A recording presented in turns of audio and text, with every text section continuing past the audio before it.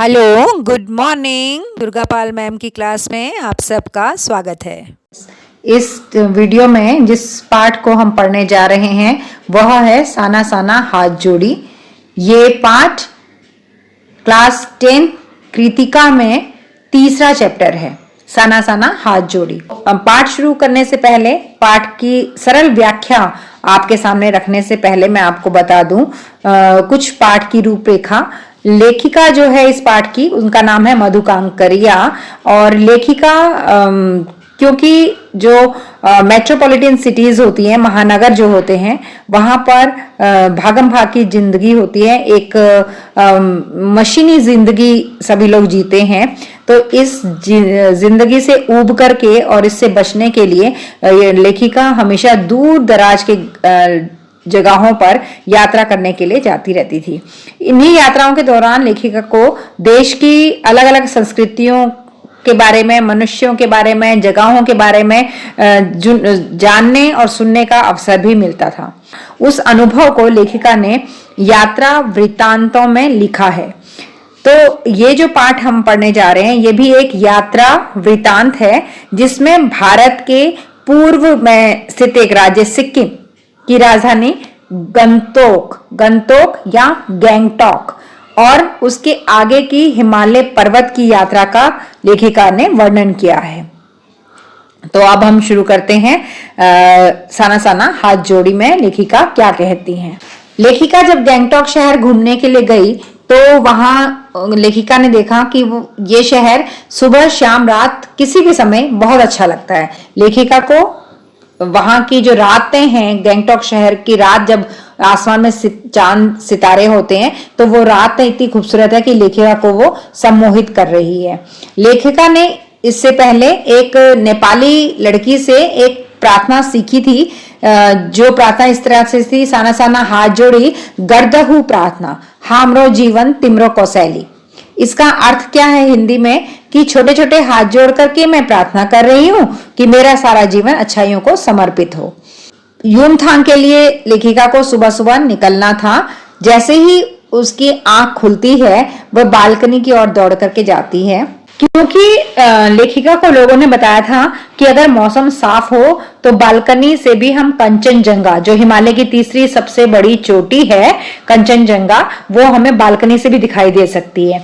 और उस दिन सुबह मौसम बहुत अच्छा था, और लेकिन आसमान हल्के हल्के बादलों से ढका हुआ था, इसलिए लेखिका को कंचनजंगा तो वहां से दिखाई दिया नहीं बालकनी से, लेकिन उससे सामने बहुत सारे रंग बिरंगे फूल दिखाई दिए।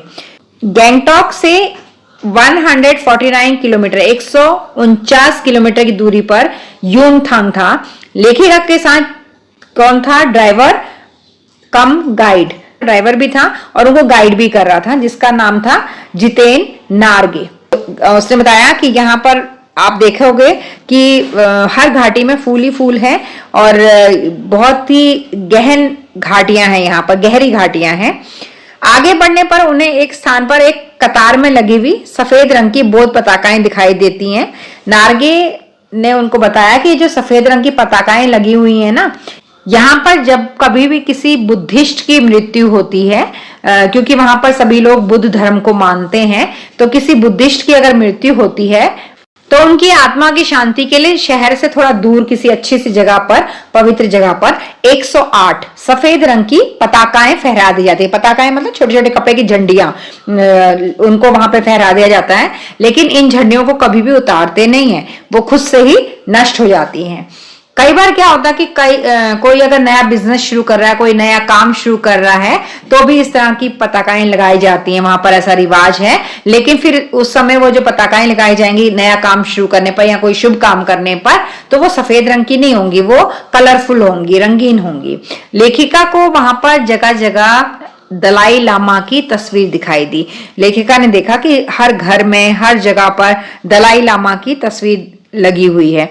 यहां तक कि जिस जीप से लेखिका यात्रा कर रही थी उस जीप में भी दलाई लामा का चित्र लगा हुआ था। थोड़ा सा आगे चले तो वहां पर जो जगह आई, थोड़ा आगे चलने पर, वो थी कवि लॉन्ग स्टॉक। जिसे देखते ही जितेन नारगे, जो कि उनका ड्राइवर कम गाइड है, वो बताता है कि कवि लॉन्ग स्टॉक पर एक guide film, Hindi film guide की शूटिंग हुई थी। इसी स्थान पर तिब्बत के चीज खे बमसन ने लेप्चाओ के शोमेन से कुंजतेक के साथ संधि पत्र में हस्ताक्षर भी किए थे। तो दो चीजों से ये जगह मशहूर है, एक तो गाइड फिल्म की शूटिंग हुई और एक यहाँ पर संधि हस्ताक्षर भी हुए हैं। और उसकी याद में यहाँ पर एक पत्थर भी लगाया गया है, स्मारक के रूप में एक पत्थर लगाया गया है। अब वहां पर लेखिका क्या देखती है कि एक कुटिया, एक छोटा सा घर बना हुआ था, और उस घर के अंदर जब नजर पड़ी लेखिका की तो उसने देखा कि वहां पर एक चक्र बना हुआ है, और उस चक्र को, जो भी अंदर बाहर जा रहा है, उस चक्र को हिला, घुमा दे रहा है। तो लेखिका ने पूछा नारगे से, जितेन नारगे से, कि ये क्या है? तो जितेन नारगे ने कहा कि यहाँ पर ना इसको धर्म चक्र कहते हैं, प्रेयर व्हील। और यहाँ के लोगों की ये मान्यता है, यहाँ के लोगों का ऐसा विश्वास है कि अगर हम इस प्रेयर व्हील को अंदर बाहर आते जाते कोई भी काम करते हुए बीच बीच में इसको हम घुमाते रहते हैं तो हमारे पाप धुल जाते हैं। तो ये वहां के लोगों की मान्यता थी। अब आगे चले यहाँ से ये लोग, तो लेखिका ने देखा कि कुछ नेपाली युवतियां वहां पर हैं और वो स्वेटर बुन रही हैं, हाथ से बुनाई का काम कर रही हैं, और उन्होंने अपनी पीठ पर गत्ते का बक्सा लेकर के उसमें सामान डला हुआ है, गत्ते के बड़े बड़े कार्टन्स जो होते हैं उनको ढोते हुए नेपाली मजदूर भी देखे वहां पर। तो नेपाली युवतियां और मजदूर दिखाई दे रही हैं सिक्किम में। ऊपर से नीचे देखने पर उन्हें छोटे छोटे वहां पर मकान दिखाई दे रहे थे, जहां के रास्ते वीरान, संकरे और जलेबी की तरह घुमावदार थे। हिमालय आगे बहुत बड़ा होने लग गया था और कहीं कहीं पर्वत शिखरों के बीच दूध की धार की तरह, क्योंकि पहाड़ों के बीच में से नदी बहती है ना, तो उन्हें कहीं कहीं पहाड़ों में दिख रहा था कि नदियां बह रही हैं। तो वो दिख कैसे रही थी नदियां बहती हुई, ऐसे लग रहा था जैसे पहाड़ों के ऊपर से दूध की कोई धारा निकल के आ रही हो।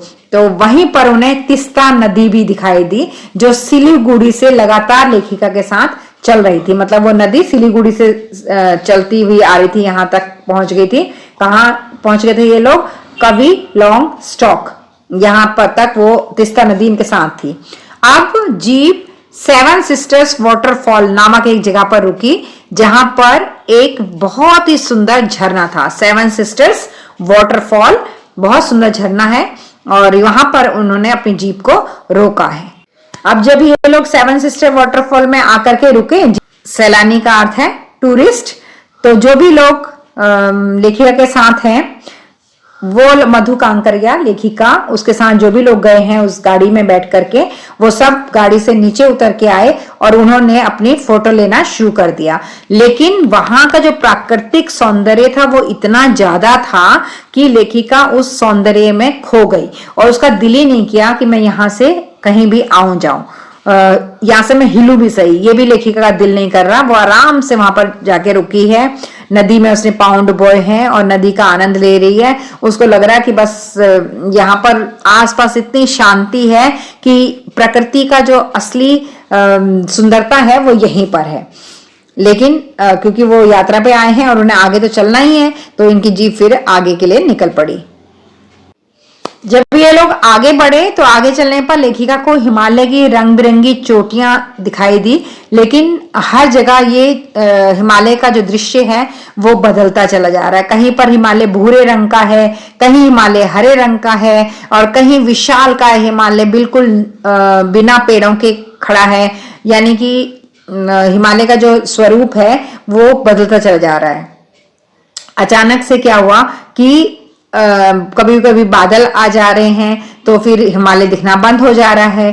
धीरे धीरे धुंध की चादर छट जाने पर उन्हें दो ऐसी दिशाओं से आते हुए पहाड़ दिखाई दिए, जो कि पहाड़ का सबसे ऊंचा रूप था।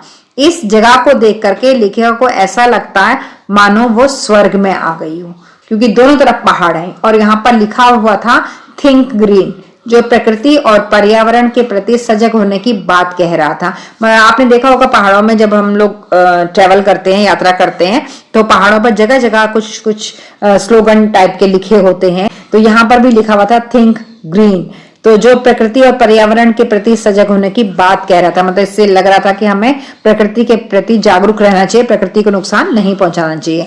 लेखिका वहां के प्राकृतिक सौंदर्य से इतनी ज्यादा प्रभावित थी कि उसने जितेन को कहा कि थोड़ी देर तुम यहीं पर जीप रोक दो, मैं यहाँ पर थोड़ी देर रुकना चाहती हूँ और इस प्रकृति का आनंद लेना चाहती हूँ। तो जितेन ने वहां पर जीप रोक दी और लेखिका कुछ दूर तक पैदल ही चलती रही, क्योंकि गाड़ी में बैठ करके शायद वो सौंदर्य जल्दी जल्दी निकल जा रहा था पीछे। उस सुंदरता को देखने के लिए लेखिका ने थोड़ा सा पैदल चलना अच्छा समझा। वहां पर वो इतनी खोई हुई थी उस पहाड़ों की सुंदरता में, इतने खूबसूरत पहाड़ उसे लग रहे थे कि अचानक से उसे कुछ आवाज सुनाई दी।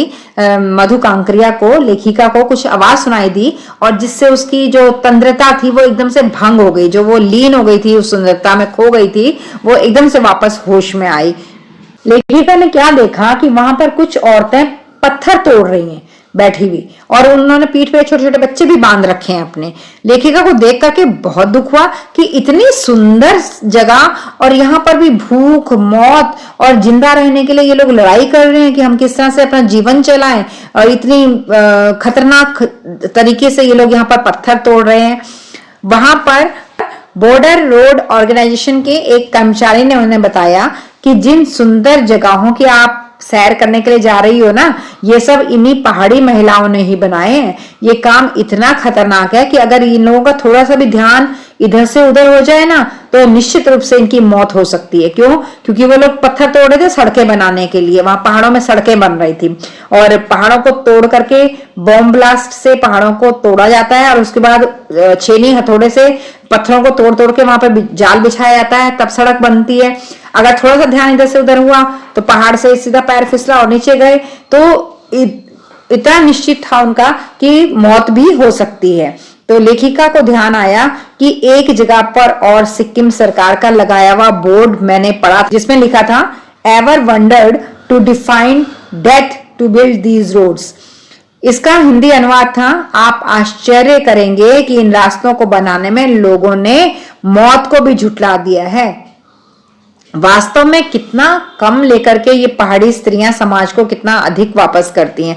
लेखिका के दिमाग में ये प्रश्न आया, और आपकी पाठ्य पुस्तक में भी, ये कृतिका में भी इस पाठ के पीछे जो प्रश्न अभ्यास दे रखे हैं उसमें भी ये वाला पंक्ति ऐसी की ऐसी आपको मिलेगी। पूरा का पूरा ये क्वेश्चन है कि कितना कम लेकर भी ये पहाड़ी स्त्रियां समाज को कितना अधिक वापस करती हैं। तो ये लेखिका ने इन महिलाओं के लिए कहा है जो वहां पर पत्थर तोड़ रही थी। क्यों? क्योंकि उनको जो मेहनताना है, जो उनका वेतन है या उनको जो मजदूरी मिलती है वो बहुत कम मिलती है, और काम कितना खतरनाक है उनका कि मौत भी हो सकती है उस काम में। तो और समाज को कितना अधिक दे रहे हैं, क्योंकि अगर वो सड़कें नहीं बनाए तो फिर हम लोगों को इतनी सुंदर जगहों को देखने का मौका कैसे मिलेगा।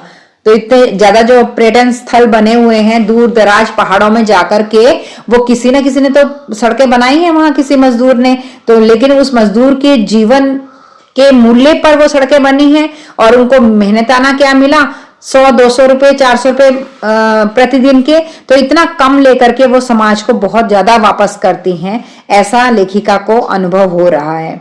जब जीप और ऊंचाई पर पहुंची तो उसने देखा कि 7-8 साल की उम्र के बहुत सारे बच्चे थे और वो स्कूल से वापस आ रहे थे।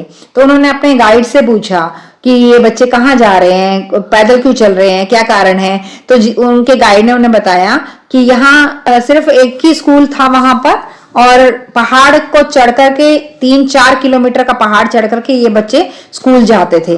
पढ़ाई के अतिरिक्त ये बच्चे शाम को अपने माँ के साथ मवेशी यानी जानवरों को, जो घर में गाय भैंस होती हैं, उनको भी चराते हैं, पानी भी भरते हैं, और जंगल से लकड़ियों के भारी भारी गट्ठर भी ढोते हैं।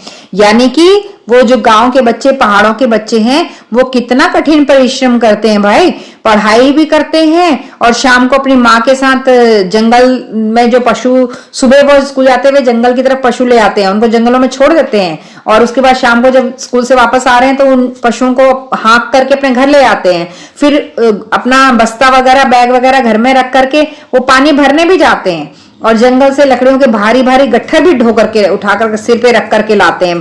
पहाड़ों का जीवन बहुत ही मुश्किल जीवन था, और अभी भी दूरस्थ जगहों पर अभी भी है। और पहाड़ों के लोग बहुत मेहनती होते हैं, खासतौर पे वहां की महिलाएं वो बहुत मेहनत करती हैं। अब लेखिका का ये जो ग्रुप है ये लोग जा रहे हैं युमथांग, और युमथांग पहुंचने के लिए इनको लायुंग से होकर के जाना है। और लायुंग में ये एक मकान में रुके हैं सब, लेखिका भी और उनके जो सहयात्री भी हैं, उनके साथ जो लोग ये यात्रा पर निकले हैं वो सब एक मकान में रुके हैं। इस मकान में रुकने पर लेखिका ने देखा कि मकान के नीचे ही लकड़ी का ये छोटा सा घर था और तिस्ता नदी वहां पर बह रही थी।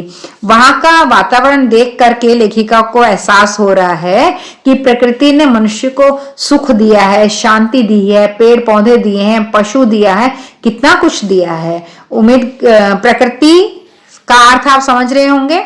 प्रकृति का अर्थ है जो चीजें भगवान डायरेक्टली हमें देते हैं, यानी जिन चीजों के निर्माण में मनुष्य का कोई हाथ नहीं है उसे प्रकृति कहते हैं, नेचर उसे कहते हैं।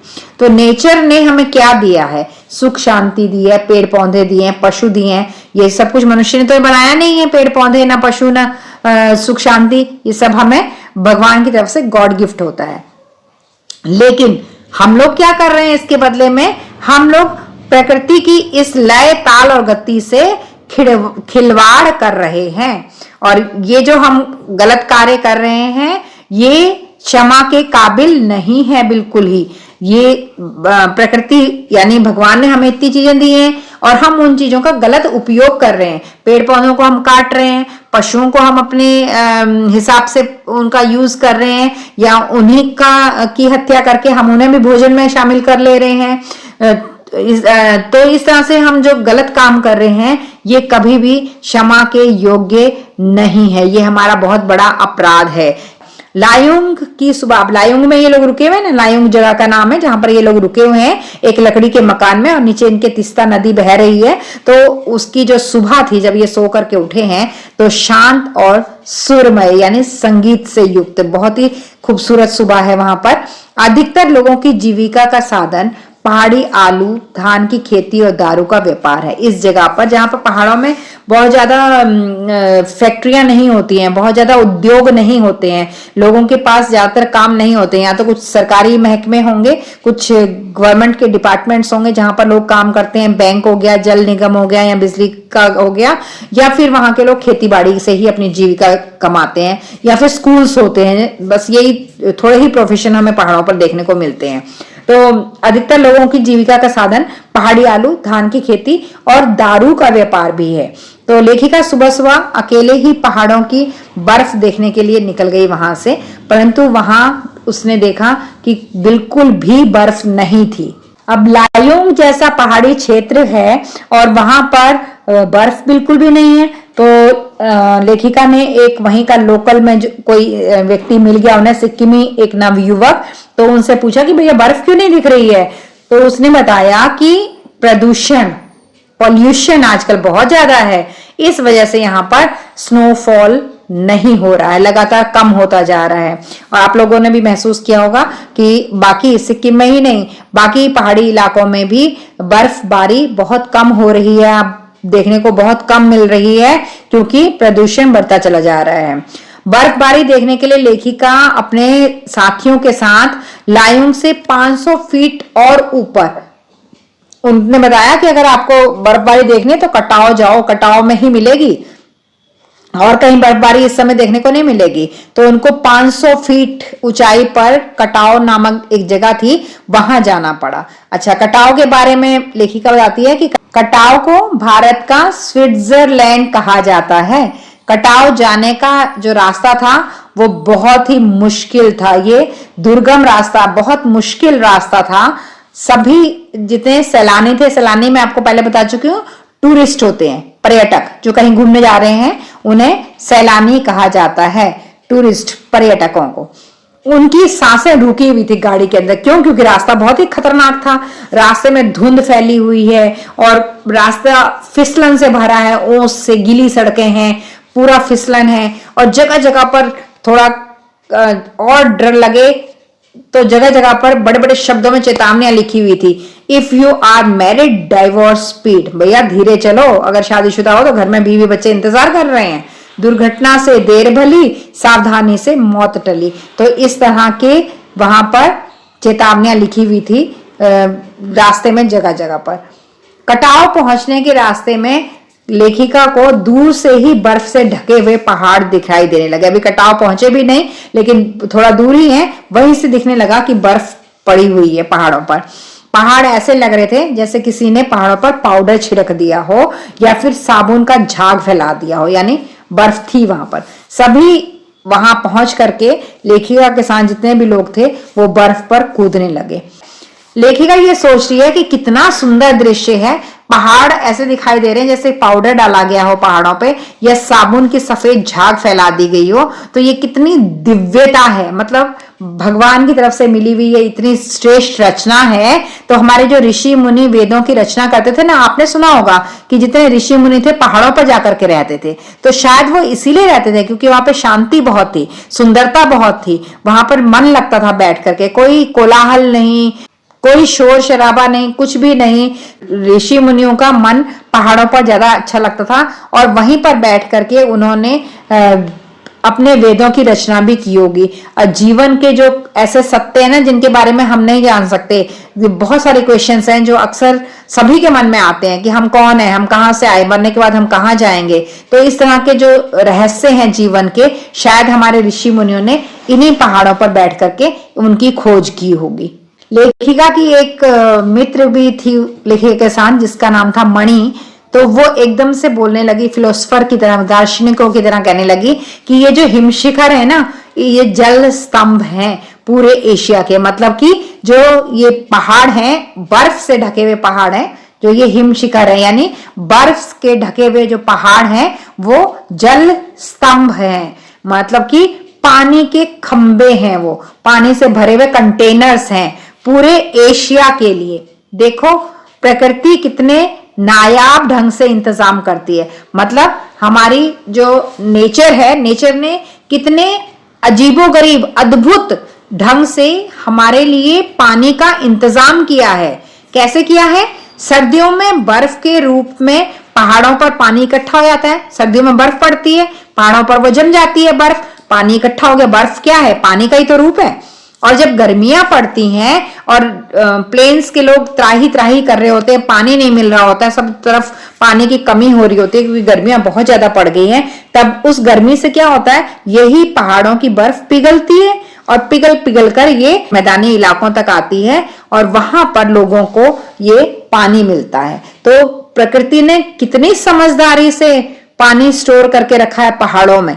सर्दियों में ही स्टोर कर लेती है प्रकृति पानी को, और जब गर्मियों में पानी की कमी होती है तो वहीं से सप्लाई दे देती है। तो कितना बढ़िया अरेंजमेंट है ये भगवान जी का। देखो वहां से आगे बढ़ने पर फिर उन्हें मार्ग में छोटी छोटी फौजी छावनियां दिखाई दी। वहां से थोड़ी ही दूर पर चीन की सीमा थी। जब लेखिका ने एक फौजी से पूछा कि भाई इतनी कड़कड़ाती ठंड है, उस समय वहां का टेम्परेचर पता क्या चल रहा था? -15 डिग्री। अगर हम लोग कहीं और पहाड़ों पे जाएं, -1-2 डिग्री ही रहता है तो हमारे हाथ पैर फूल जाते हैं, चिल्बलेंस होने लगते हैं, हाथ पैरों की उंगलियों में खून जम जाता है अगर हम लोग -1 और 2 टेम्परेचर पर रहते हैं। लेकिन उस समय क्या टेम्परेचर हो रहा था वहां पर? -15 डिग्री। तो लेखिका ने पूछा वहां जो फौजी छावनियां थी जहां फौजी लोग थे वहां पर, तो उनसे पूछा कि आपको तो बहुत तकलीफ होती होगी। तो फौजी ने क्या उत्तर दिया? आप लोग चैन की नींद सो सको ना, इसलिए हम यहाँ पर पहरा दे रहे हैं।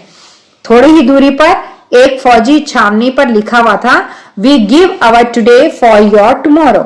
हम अपना आज दे रहे हैं तो आपके भविष्य के लिए, मतलब आपका भविष्य अच्छा हो सके, इसलिए हम अपना वर्तमान आपको दे रहे हैं।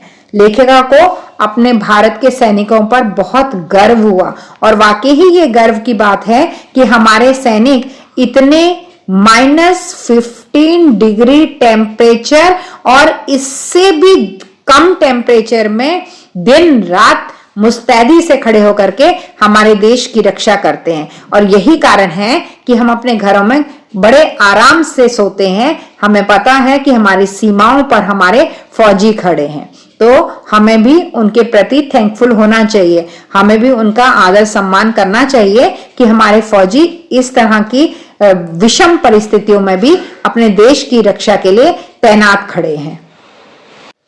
लेखिका ने जब वहां पर उस फौजी को देखा कि इतनी ठंड में वो वहां पे खड़ा है और काम कर रहा है और बड़े आराम से अपनी ड्यूटी कर रहा है, उसे कोई रिग्रेट नहीं है, किसी तरह की कोई सोच नहीं है दिमाग में, तो लेखिका सोचने लगी कि पौष और माघ का महीना होता है 15 दिसंबर से 15 जनवरी पौष का महीना और 15 जनवरी से 15 फरवरी माघ का महीना।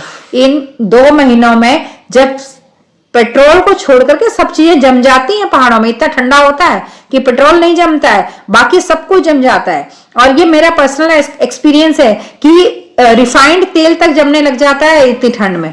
उस समय भी ये सैनिक हमारी रक्षा के लिए दिन रात खड़े हैं, दिन रात लगे हैं। इन युमथांग की घाटियों में लेखिका ने बहुत सारे रियोडेंड्रो के फूल देखे। रियोडेंड्रो के फूल होते हैं बुरांस के फूल, जिनका वो शरबत भी बनता है और बहुत ठंडा होता है, गर्मियों में बहुत पिया जाता है इस शरबत को।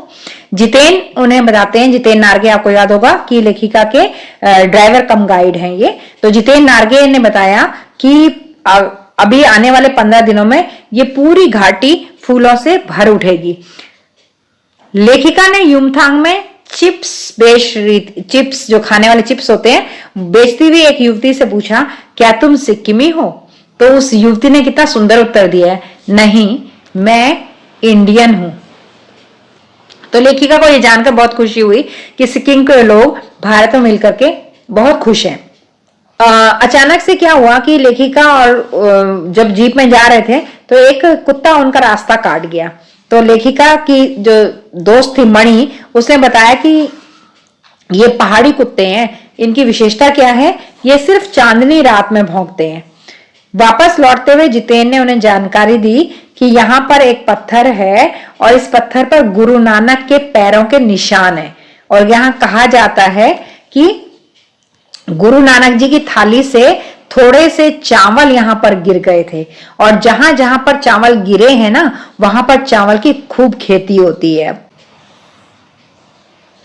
जितेन उन्हें बताता है कि 3-4 किलोमीटर आगे एक जगह है जिसका नाम है खेदुम नाम की जगह है। 3-4 किलोमीटर और आगे भी जाना पड़ेगा। तो उस जगह पर देवी देवताओं का निवास है, ऐसा वहां के पहाड़ के लोग मानते हैं कि खेदुम नाम की जगह पर देवी देवता रहते हैं। सिक्किम के लोगों का यह विश्वास है कि अगर यहाँ पर हम गंदगी फैलाएंगे ना तो उनकी मृत्यु भी हो सकती है। लेखिका ने पूछा कि तुम लोग पहाड़ों पर गंदगी नहीं फैलाते हो? तो उसने क्या जवाब दिया, नहीं मैडम नहीं, हम लोग पहाड़, नदी, झरने इन सब की तो हम पूजा करते हैं। जितेन युमथांग के विषय में एक जानकारी और दे रहा था कि जब सिक्किम को भारत में मिलाया गया था ना, तो उसके कई सालों के बाद भारतीय सेना के कैप्टन थे शेखर दत्ता। तो उनके दिमाग में ये विचार आया कि सिर्फ सैनिकों को यहाँ रखकर क्या होगा, अगर सैनिक अकेले यहाँ रहेंगे तो कुछ जगह नहीं हो सकता है। हम ऐसा करते हैं कि घाटियों के बीच में से रास्ता निकालते हैं और इस जगह को टूरिस्ट स्पॉट बना देते हैं। तो आज भी वहां पर अब रास्ता बनाया जा रहा है, वो रास्ते का जो निर्माण कार्य है वो अभी तक चल रहा है। तो लेखिका सोचते हैं कि हाँ भाई, नई नई जगहों की खोज करना यही तो मनुष्य का सबसे बड़ा इंटरेस्ट जो है वो यही तो है कि नई नई जगहों को कैसे खोजा जाए। तो ये खोज तो अभी भी जारी है और ये वाली खोज कभी खत्म होगी भी नहीं। क्यों? क्योंकि मनुष्य हमेशा सुंदरता की ही खोज में रहता है और जब जब मनुष्य कोई नई खोज करता है तो उस खोज का नाम ही तो सौंदर्य है। मनुष्य हमेशा नई नई चीजों की खोज में रहता है, नई जगहों को खोजता है और ये खोज जो है इसी का नाम सुंदरता है। यानी कि कुछ नया करना ही तो जीवन का सौंदर्य है। खाली बैठे रहने से तो जीवन बिल्कुल बोरिंग हो जाता है, बेकार हो जाता है, लेकिन नए कार्य अगर करते रहो वही जीवन की सुंदरता होती है। तो ये था चैप्टर साना साना हाथ जोड़ी, जो कि मधु कांकरिया ने लिखा है। और मधु कांकरिया गैंगटॉक घूमने के लिए गई थी, वहां घूम करके लेखक लेखिका को कैसा लगा और उसका अपना अनुभव क्या था, उन्होंने वही अनुभव इस पाठ में यात्रा वृतांत के रूप में जोड़ा है। मैंने जिसका शॉर्ट में एक समरी आपके सामने रखी है। उम्मीद करती हूँ कि आपको वीडियो पसंद आई होगी, और अगर आपको वीडियो पसंद आई हो तो प्लीज लाइक करना ना भूलें, शेयर करें और सब्सक्राइब करें। Thank you. Please like, share and subscribe my channel and don't forget to drop a lovely comment. Thank you.